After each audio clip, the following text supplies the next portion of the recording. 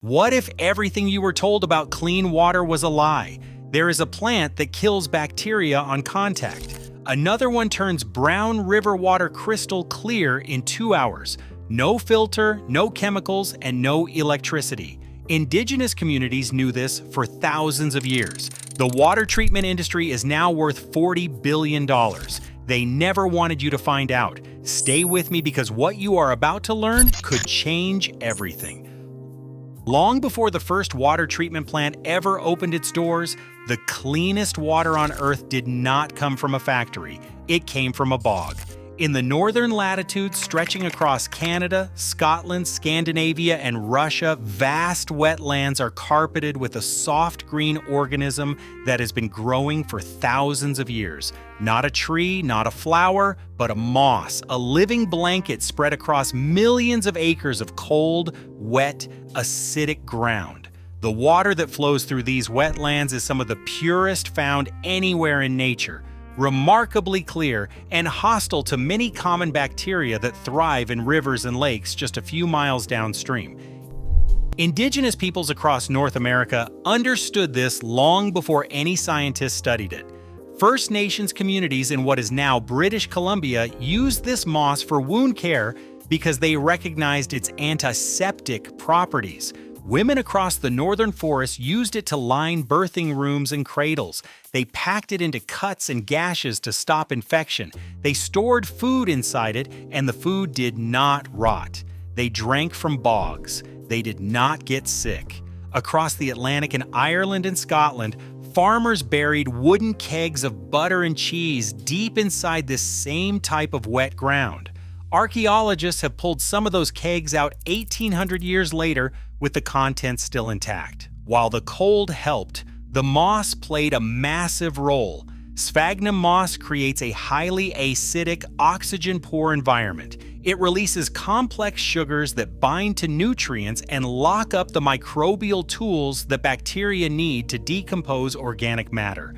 For thousands of years, the people who lived closest to the land trusted this organism with their water, their wounds, their food, and their children. It was not primitive, it was not folklore, it was a system that worked, refined across generations and handed down without interruption. But the northern bogs were not the only place this problem was solved.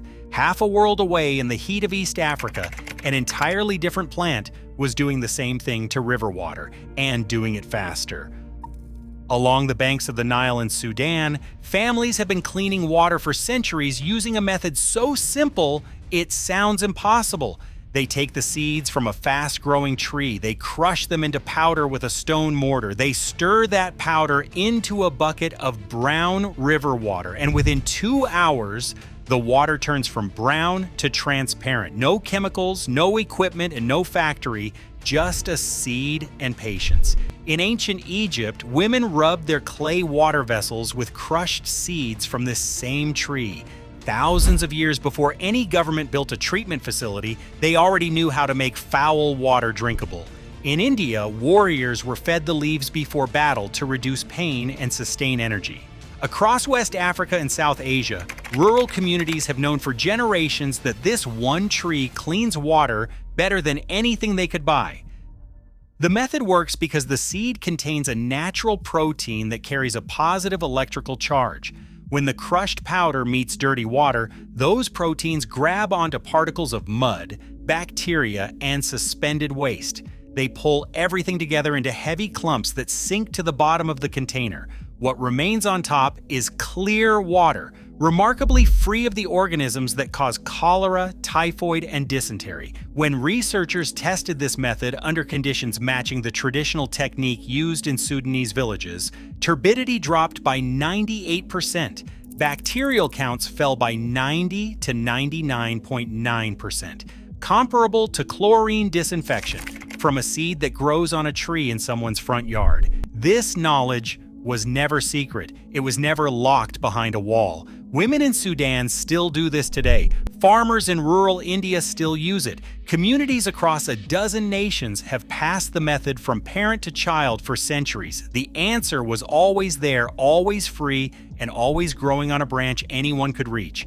2 continents, 2 completely different organisms, both solving the same problem that a $40 billion industry now claims only chemicals can fix. But here's where the story turns.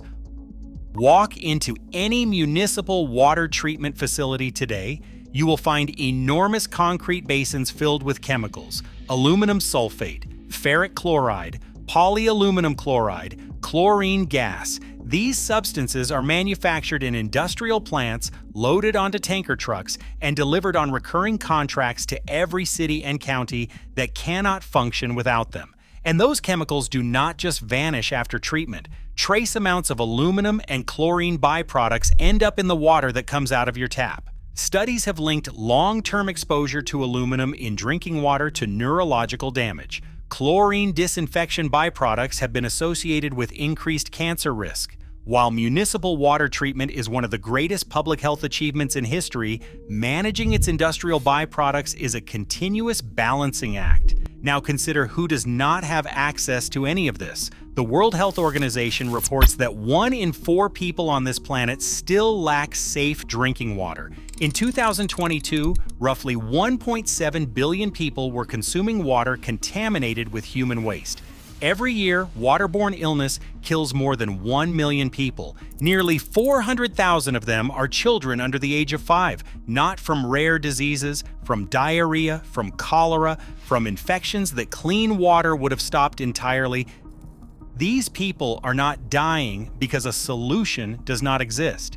They are dying because the solution the modern system provides requires infrastructure they do not have, pipes they cannot build, chemicals they cannot buy, electricity they cannot access, trained technicians they cannot afford. The cost of chemical treatment pushes most rural communities to drink whatever water is nearest: a river, a pond, a ditch filled with runoff after monsoon rain. And those sources are almost always dangerous. Meanwhile, a tree that grows natively in these tropical climates produces seeds that can clear 98% of muddy cloudiness from a bucket of water. No power required, no chemicals needed, and certain mosses can naturally bind to heavy metals and inhibit bacterial growth. Both organisms have been documented for centuries. Both are free. Both reproduce without any help from anyone. The problem was solved on 2 continents thousands of years ago. As modern cities grew, centralized chemical treatment became the standard for scaling up to millions of people. But it left behind rural areas that cannot afford the infrastructure, and the other half pays for every single month. The global water treatment chemicals market was valued at just under $40 billion in 2025. It is projected to reach nearly $70 billion by 2034. The largest and fastest growing segment of that market is coagulants and flocculants, the exact category of chemicals that a single tree seed replaces for free. A seed you crush with a stone mortar does not generate revenue for a company selling aluminum sulfate at industrial scale. A moss that prevents bacterial growth in a glass jar does not generate revenue for a company selling biocide treatments to municipalities. Neither organism can be patented. Neither requires a factory. Neither requires a supply chain or a sales team or a recurring purchase order. This is not conspiracy. This is capital allocation.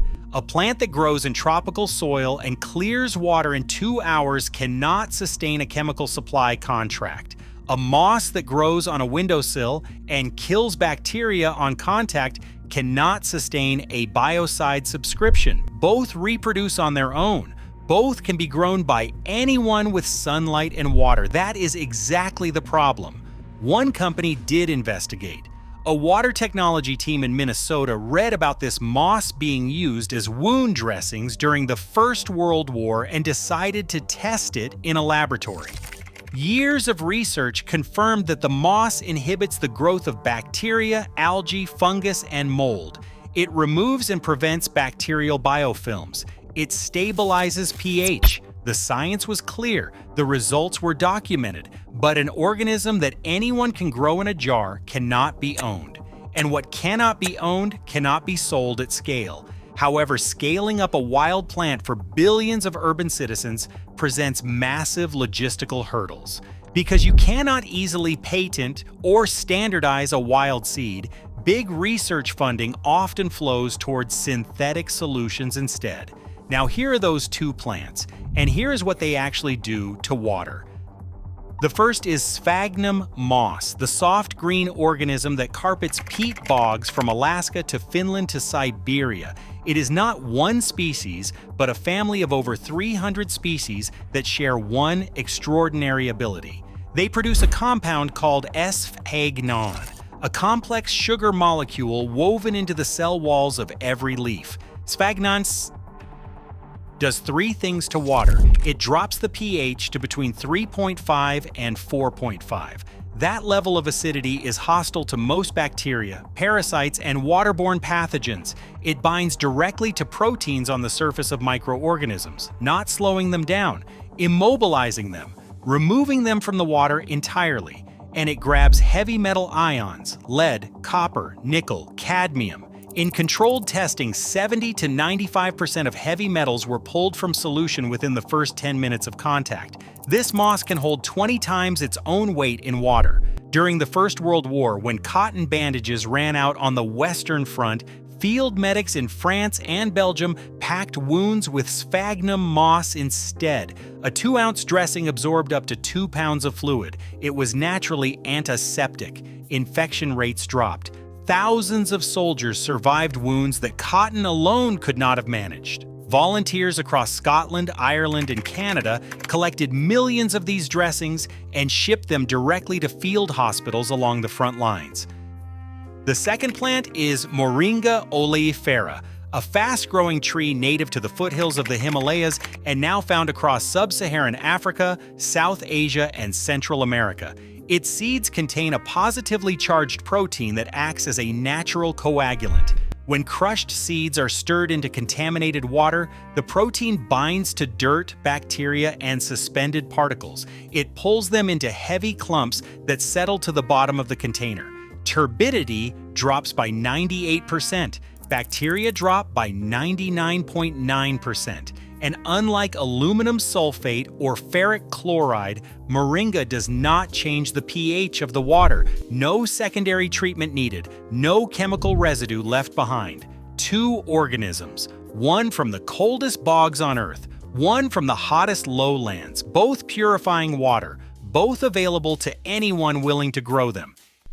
Here on Garden Explained, we only talk about plants you can actually grow yourself. So here is how to grow these two, and here is how to use them. Sphagnum moss does not need soil. Take a clean glass jar or a wide, shallow terrarium. Place a layer of pebbles at the bottom. Set live sphagnum moss on top. Use only distilled water or collected rainwater because the chlorine in tap water will kill it. Mist the moss regularly. Keep the container in bright, indirect light. It grows slowly but continuously. It stays green year-round. Once established, it sustains itself with almost no input from you. A single jar of living sphagnum can last for years. To see how this works, place a generous handful of sphagnum moss in a glass container and let water sit in contact with it for 1 to 2 hours. This simple experiment showcases the natural ability of the moss to lower pH and bind metals. Keep in mind that while it is a fascinating look at the same organism that preserved food in northern bogs for thousands of years, wild moss contains its own natural bacteria and is not a replacement for modern tap water. Moringa grows from seed in warm climates, in zones 9 through 11 outdoors. In cooler regions, grow it in a large pot near a sunny window and bring it inside before the first frost. It grows fast. It can reach 6 feet in a single year inside a container. It tolerates drought once established and produces seed pods within 12 to 18 months. The seeds store dry for years. To treat water, take 1 seed per liter. Remove the outer shell. Crush the white kernel into a fine powder using a mortar and pestle. Mix the powder into a small amount of clean water to form a paste. Add the paste to the water you want to treat. Stir quickly for 1 minute, then stir slowly for 10 minutes. Let the water sit undisturbed for 1 to 2 hours. Watch the particles clump together and drift to the bottom. The change is visible. Brown water turns clear. Pour the clean water off the top through a clean cloth. Do not let treated water sit longer than 24 hours because the organic sediment at the bottom will begin to decompose. 2 plants, a jar, a mortar and pestle, sunlight, that is the entire system. A moss that grows in a jar generates 0 revenue for a chemical supplier. A tree that produces its own coagulant from seed generates 0 recurring contracts. Neither plant requires a patent. Neither requires a factory. Neither requires a single salesperson. The $40 billion water treatment chemical industry sells aluminum sulfate, ferric chloride, and chlorine on monthly contracts to cities and industrial facilities worldwide. An organism that replaces those chemicals threatens every line on the invoice. Sphagnum moss is sold at garden centers as a decorative terrarium accent and nothing more. Moringa is celebrated for its nutritious leaves, but the water purification power hidden inside its seeds is almost never mentioned in Western markets. The research funding follows the patents. The patents require control. These plants cannot be controlled. They grow, they spread, and they seed themselves without asking. 2 plants, 2 continents, and thousands of years of documented use. One grows in a bog, the other grows in a desert. Both purify water that kills 1 million people a year, and yet the industry selling you the alternative just crossed $40 billion.